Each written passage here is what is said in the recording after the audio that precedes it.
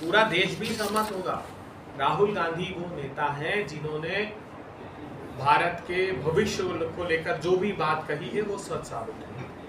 वो चाहे गब्बर सिंह टैक्स को लेकर कही हो, चाहे नोटबंदी को लेकर कही हो, चाहे कोविड को लेकर कही हो। आज भी अप्रामाणिक बात नहीं कर रहे राहुल गांधी। वो कह रहे हैं कि उन 2 घंटों में कैसे 65 लाख वोट अधिक डल सकते हैं, जब आपने अनाउंस कर दिया।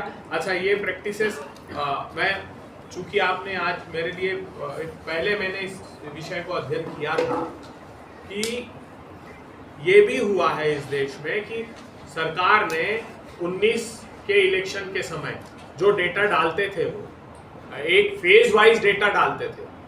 तब एक व्यक्ति ने ये सवाल खड़ा किया कि साहब ये जो डेटा आपने डाला है तो ये जो परसेंटेज ऑफ मतलब जो वोट गिरे हैं और वोट गिने हैं उसमें इतना अंतर आ रहा है, और वो अंतर इतना, सुप्रीम कोर्ट में पिटीशन भी थी उसमें इतना अंतर है कि कई कंस्टिट्यूएंसी की हार जीत से ज्यादा अंतर है। तो ये कैसे संभव है कि जितने वोट आपकी डले नहीं उससे ज्यादा गिना गए?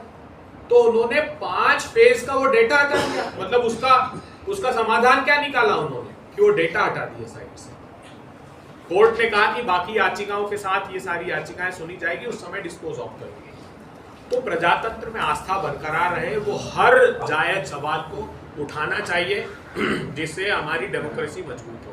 डेमोक्रेसी को नियोजित रूप से कमजोर किया जा रहा है और प्रामाणिक दस्तावेजों के साथ उन्होंने वोटर लिस्ट, हमने कहा था कि जो वोटर आईडी के साथ वोटर लिस्ट आप दीजिए, आज तक इलेक्शन कमीशन ने नहीं दी। क्यों नहीं दी? ये तो इसमें क्या है, अगर पारदर्शी हो आप तो डाल दीजिए आप साइट में। फॉर्म 17C के हमने मांगा था कि आप साइट पे अपलोड कर दें, वो भी नहीं करते। तो पारदर्शिता की ये लड़ाई है प्रजातंत्र को बचाने की।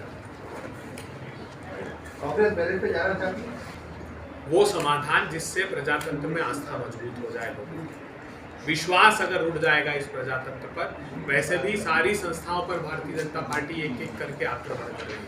आप आज सर्वोच्च अदालत पर देखिए, आर्टिकल 142 पर किस प्रकार भारतीय जनता पार्टी के बयान आ रहे हैं। उनके सांसद, क्या ये संभव है कि सांसद बगैर प्रधानमंत्री की सहमति के बयान देते? अगर देते तो नोटिस इशू करते।